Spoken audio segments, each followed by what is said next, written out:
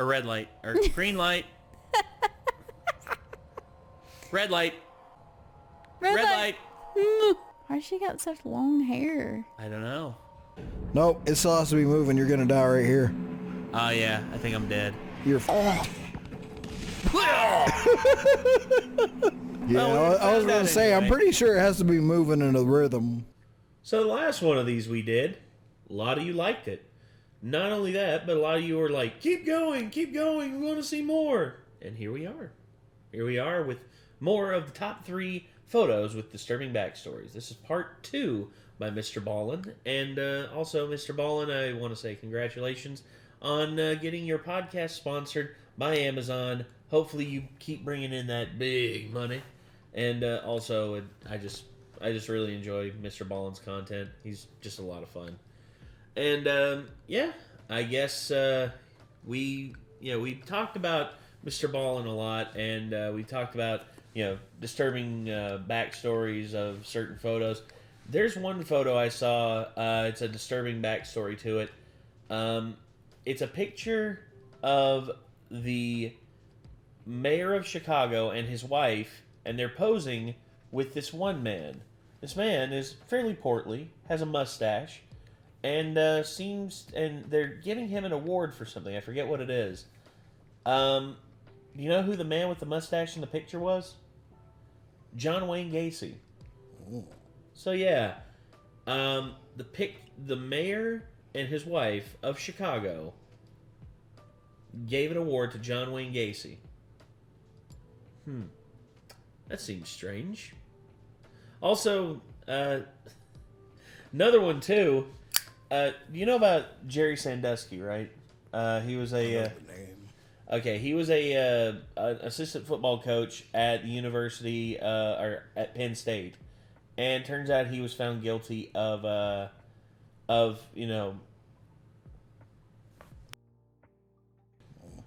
and funny enough, Jerry Sandusky, a few years before he was indicted for that stuff, turns out he released an autobiography. You know what the autobiography was called? I shit you not. The autobiography is called Touched. I'm not joking. I'm not joking either. That's the shittiest part about it. It's like you should like. It's fucked up, dude. Oh, on so many levels. So either way, though, let's go ahead and get into this video with Mr. Ballin. Sorry. Top 3 photos with disturbing backstories, part 2. So let's go. Here we go. Today, I'm going to tell you 3 progressively more horrifying stories that at the end of each of them, I'm going to show you the picture or pictures that are famously associated with that particular story. But before we get into today's stories, if you're a fan of the strange, dark, and mysterious delivered in story format, then you've come to the right channel, because that's all I do, and I upload 3, 4, even 5 times every week. If that's of interest to you, then please move into the top floor of a high-rise apartment building that does not have a working elevator, and then ask the like button to help you move. Also, please subscribe to this channel and turn on all notifications so you don't miss any of my weekly uploads. Alright, let's get into today's stories. Also, please don't try to curse us without our consent again this time. Yes, because I didn't have night terrors. I did wake up this morning with a very severe pain in my throat, and I'm pretty sure, also a really bad headache. Pretty sure I stopped breathing for a little bit. I have sleep apnea, by the way. I've been lucky enough to not have paralysis, knock on wood. Here. There you go. Should I add a sound effect over that? Okay. Wall of Death. On March What is this, a 20th, metal concert? 1980, significant volcanic activity began to occur all over Mount St. Helens in Washington State. Ooh. The north face of the mountain had begun to visibly shake, and then I've by seen March this. 27th, there was steam coming out of the craters and vents all over the north side of the mountain. That April, scientists began to notice that there was this massive bulge that was growing on the north side of this mountain that was about 1 mile in diameter, and every day it was growing about 6 feet farther and farther up the mountain. And it was basically this massive undercurrent of magma that was going towards the top of the mountain, getting ready to explode. Initially, there was some speculation that perhaps this magma bulge is not nearly as big of a deal as people are making it out to be, that really, at worst, it could be a small eruption and it would have no impact on the surrounding areas. But authorities became skittish and were worried that they could just be caught with their pants down if this turned into a full-blown volcanic eruption. So they began evacuating the area. And for the most part, everybody evacuated, with the exception of a few scientists and some photographers and some really hardcore people that did not want to leave their homes. One of those people who had stayed behind was Robert Landsberg, who was a photographer, and on May 18th, 1980, he was out hiking about 7 miles away from the summit of Mount St. Helens, and he was making his way up to try to find a good viewpoint of that north face. He wanted to look at that magma surge that was making its way up on the north side of the mountain. And so finally he makes his way up and he gets to a great spot and he starts taking pictures of that north face. While Robert is taking pictures of that side of the mountain, a 5.2 magnitude earthquake struck the area, causing that entire north face of Mount St. Helens to be sheared off and begin falling down the side of the mountain. It's this massive landslide. It's one of the biggest that's ever been recorded in that area. But what it really did is all of a sudden that entire magma surge that had been building up underneath on the north side, making its way up, suddenly is uncovered, and it causes this massive volcanic explosion shooting 15 miles straight up into the air. Along with this massive vertical blast, there was a simultaneous lateral blast basically pointed directly at Robert, and it sent these molten debris surging down the mountainside at 100 miles an hour or faster. Robert knew he had no hope of escaping this wall of magma and ash coming straight at him. So he decides, instead of trying to save myself, I'm going to take as many pictures as I can of this volcanic eruption, and then I'm going to try to protect the film. And so Robert took as many pictures as he could of this massive volcanic wall of death coming towards him until the very last second when he puts his camera into his bag, he puts that into his backpack, and then he holds it against his chest and lays down on the ground using his body as the last protective measure to try to save this film for posterity. 17 days later, they find Robert Landsberg's body, and sure enough, he was able to protect his film by laying on top of it. And so they developed the pictures that he took, and they're incredible. Here are the final pictures that Robert Landsberg took before he was killed by the volcano.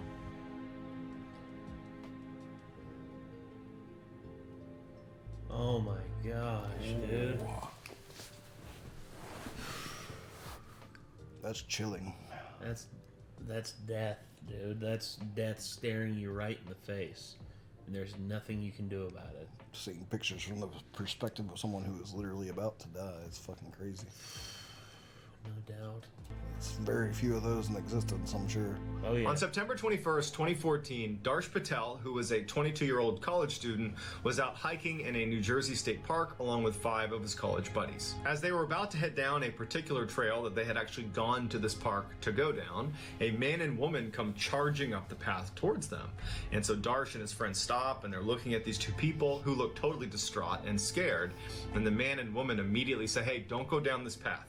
We were just down there, and for the past 10 minutes, a black bear has been stalking us in the tree line. We don't know where it went, but we got up here. Crap. Stay the fuck away! Why'd you come up here? Turned around and it was gone, but we would not suggest going down this path. It's just not worth it." Darsh and his friends tell the couple, "Thank you for giving us the heads up. We were actually going to go down that path, and so I guess now we won't." And so the couple, they quickly leave, and Darsh and his friends are sitting there thinking, well, now what do we do? Because this was the trail we were going to go down. This is why we're here. As they're standing there, they start talking about, well, maybe we just go down anyways. There's 6 of us. I highly... You know how many of y'all that black bear could kill, especially considering none of y'all are carrying any weapons or anything like that? You know how many of y'all that black bear's gonna kill? All of y'all. All of y'all. Y'all are gonna feed its ass through winter. I really doubt that a bear is going to come out of the woods and attack 6 people, especially a black bear that is not known to attack people. Why don't we just walk down a ways, and if we see the bear, then we just turn around and leave? And if we see the bear... Might make some good pictures. Let's just go down there and see what happens. And they start What walking. could go wrong? And sure enough, about 10 minutes into their trip down this trail, they see this massive bear parked right in the center of the trail about 250 meters away from where they were. The bear did not appear to be doing anything. It was just sitting there, but it was clearly looking at the group of them. So Darsh and his friends are just standing there, not really sure what to do, so they start taking pictures and videos. They're not moving any closer, but they just start documenting what they're seeing because this bear was apparently stalking this couple. It was pretty interesting, and they figured, hey, make some good pictures. So they start taking pictures and taking some videos of this animal, and the animal starts walking towards them. Now, it's 250 meters away. They recognize that this is a dangerous animal, and we don't want to get too close to it, but they felt relatively safe. Even if it started moving towards them initially, they still felt safe. But the animal starts jogging towards them. At this point, the boys put their phones away, turn around, and they start hightailing it the other way. And somebody looks back and notices the bear is now sprinting at them. Here's the thing You about can't it. run faster than a bear.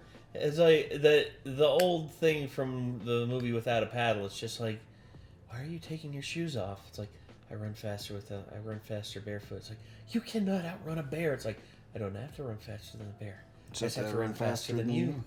Exactly. Yeah, so those 6 people just have to run faster than the slowest of the 6. I'd be fucked. Or 5 of those dudes just have to run faster than the slowest 6.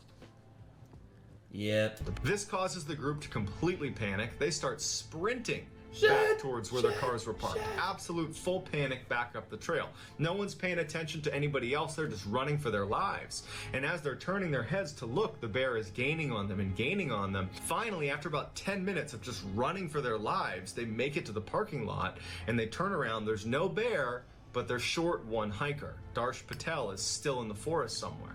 The group starts screaming for Darsh. They know there was this aggressive bear in there chasing them, so they're obviously worried about him potentially getting attacked, and so they immediately call 911. The police show up and park rangers show up, and they go into the forest to try to find this bear and to find Darsh.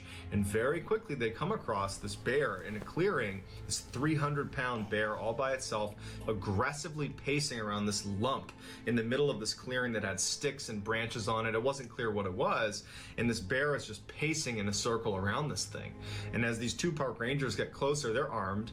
The bear looks at them and makes a move like it's going to charge, and they elect to shoot and kill this bear. Later, the bear's remains would be taken to a laboratory, and inside of the bear's stomach was Darsh Patel. He had been killed and eaten by this bear, and that lump that was on the ground that the bear was circling was whatever was left of Darsh that had not been consumed yet. When they recovered Darsh Patel's phone, they went into his images, and they found he had taken one final picture before he was attacked. Here it is. The bear was not malnourished. Damn. See, if I'm going out in the wilderness like that, I'm either going with someone who is armed or I'm going armed. At the very least, you bring bear spray. Yeah, because bear mace will keep it at bay enough for you to get away. And honestly, you spray that behind you with that thing like on your trail, it'll come across that and it'll like. Outside of that, no, the 2 things that you try for surviving the 2 types of bears. Because there's 3 types of bears, but the 3rd one you can't survive. You get seen by the 3rd one, you're definitely dead. Oh yeah. So, is it? So I think if it's brown, get on the ground. Because like grizzly bears, you can't intimidate. No. If it's black, like growl back or whatever. Like you have to make you and your group should have made yourself as big as possible and tried your best to look as big as possible and scare the bastard away. Polar bear, you're fucked. Yeah, and if it's white, say goodnight, because there's nothing you can do. That polar bear's gonna murder your ass. Polar bears are friggin' vicious, dude. If I lived somewhere that cold, I wouldn't give any fucks either. You ain't kidding. If I lived somewhere that cold, I'd be pissed off all the time, and somebody stupid ass that looked tasty came up to me, I'd probably eat them too. Like, hey, free food. It was not diseased. It just decided it wanted to stalk, kill, and eat a human. Yeah. Vladimir Komarov was a Soviet astronaut who in 1967 was scheduled to orbit the Earth in the first manned flight of a particular Soviet spacecraft called the Soyuz. Komarov would be flying this mission solo, and so he needed a backup in case for some reason he couldn't go. And his backup was Yuri Gagarin, who was actually Komarov's best friend.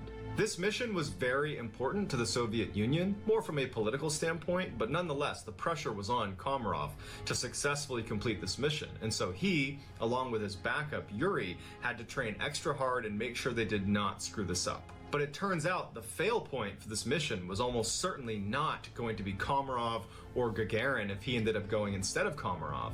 It was going to be the spaceship itself. Gagarin, along with a host of engineers, did a full-blown inspection of the Soyuz and found 203 significant structural problems, and they all recommended postponement of this mission. But their recommendation was ignored because, again, this mission was so politically important to the Soviet Union that they were effectively ready to risk their astronauts to make it happen. When Komarov found out about all these structural issues and the fact that the powers that be were not even listening and were basically saying, we don't care, you're doing this mission anyways, he was crushed, and he told a KGB agent that he was certain he was going to die. And this KGB agent would later say that he asked Komarov, well then why don't you refuse the mission? And Komarov said, if I refuse the mission, they're going to make my best friend go, and he'll die up there, so I have to go. Gagarin pleaded with Komarov to relinquish the role, let Gagarin go instead of him, but Komarov was staunch. He said, I've been given this mission, I'm going to go, you're going to stay here. But what Komarov did, which is so legendary, is he made... That's balls.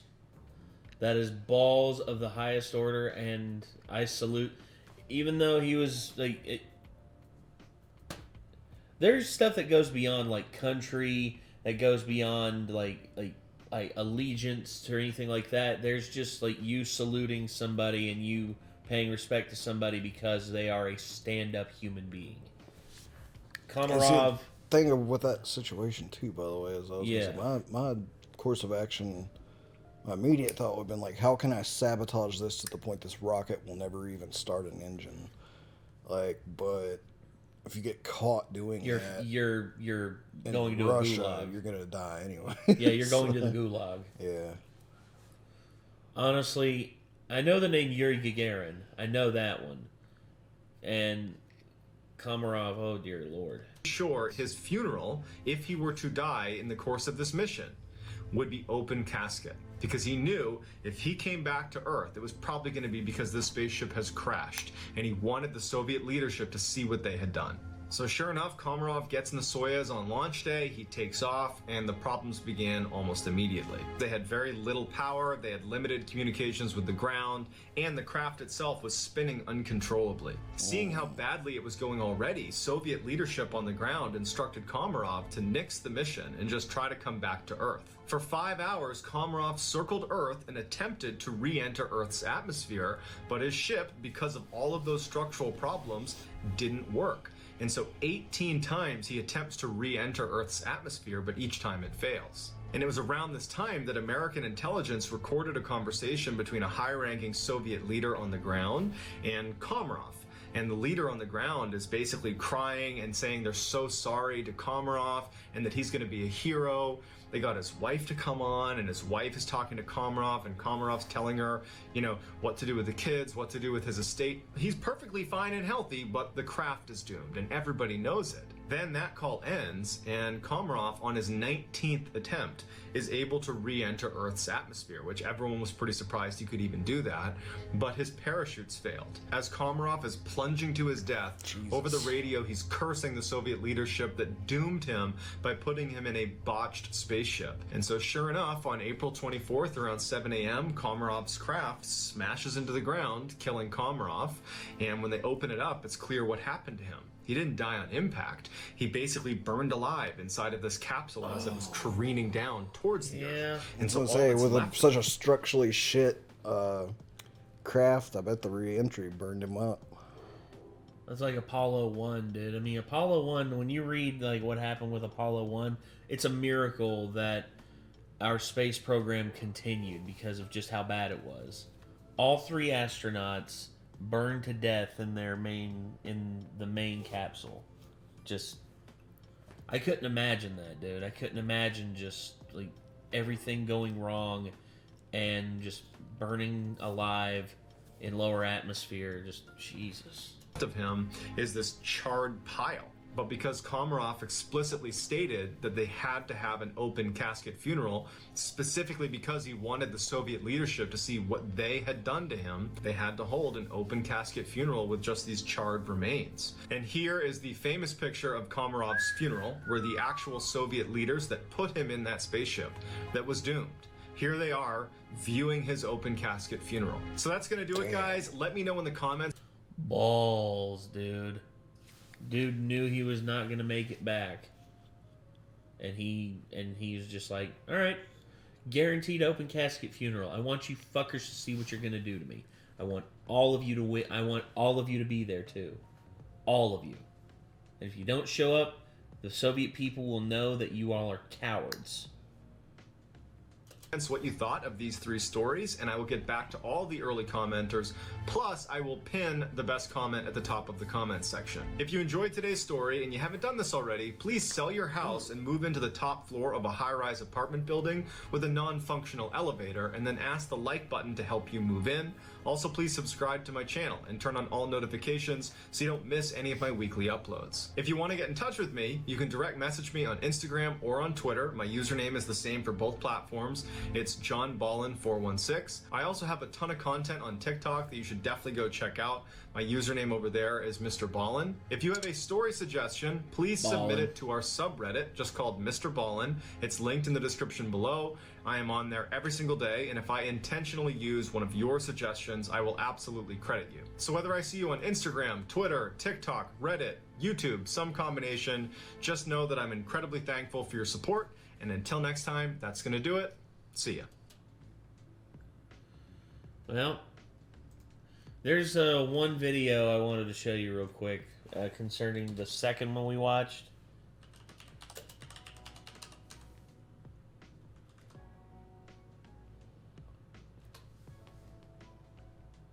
Yeah, there it is. I think I may have seen this. No, as the Fred Eichler, yeah. Basically, nightmare scenario. They're rafting down this riverbank. I think it's in Alaska. And they see something on the coastline. Bear cubs. That's the one thing you do not want to see. Nope. You see those, you know that Mama Bear is just around that corner. She's going to see you as a threat, and she is going to take action. Mm-hmm. Now, right here... You can see the bear cubs. You are too close to the bear cubs. Well, yes. That was one. Let's go. Let's get out of here. There's Mama. So fast, dude. Let's get out of Hey, look at that. Look at that. Like, you don't even see her right there, dude. She is right there. She is literally right there. You don't even see her. And then, boom! Emerges from the brush. Oh. Sometimes we'll have 20. How did he 30. scare her off? Gunshot, dude. Okay. He fired a shot right at her.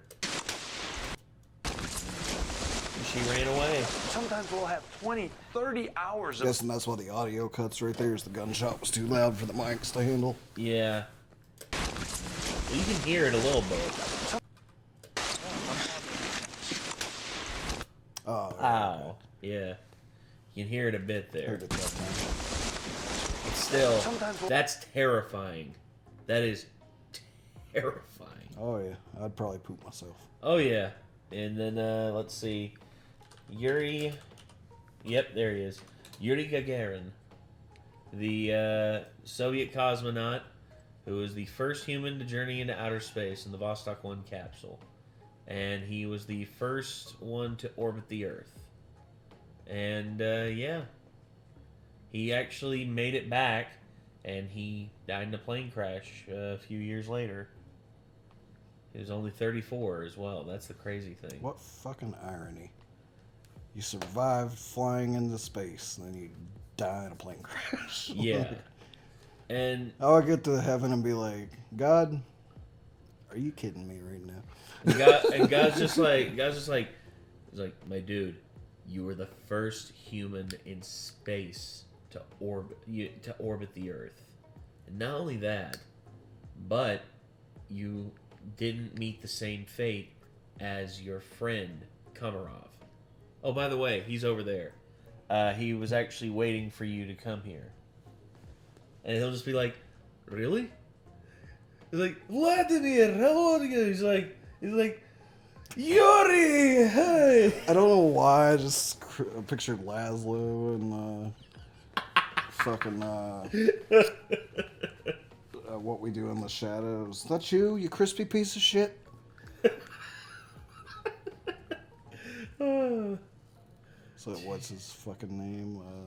The Devious. Simon the Devious. It's like, is that you, Simon, you crispy piece of shit? Or I think he says, is that you, Simon? And he goes, I'm taking my hat back, you crispy piece of shit. Oh, God. So, yeah.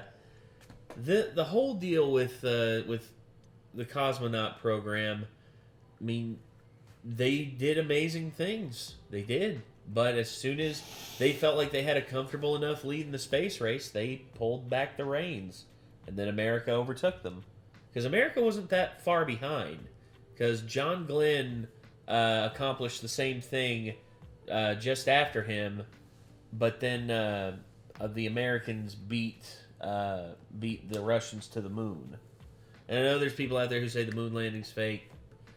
It's not fake. I think that they filmed footage as like a thing for what is it to like portray what it's like on the moon, but there's like definite proof that we were on the moon, and also it wasn't Stanley Kubrick who filmed it. That's just dumb. Anyway, I think that's gonna do it. So thank y'all very much for tuning in. Y'all want to see more from Mr. Ballin? Click his name. And until next time, I'm Nate. I am Nick. See you later, everybody. Peace.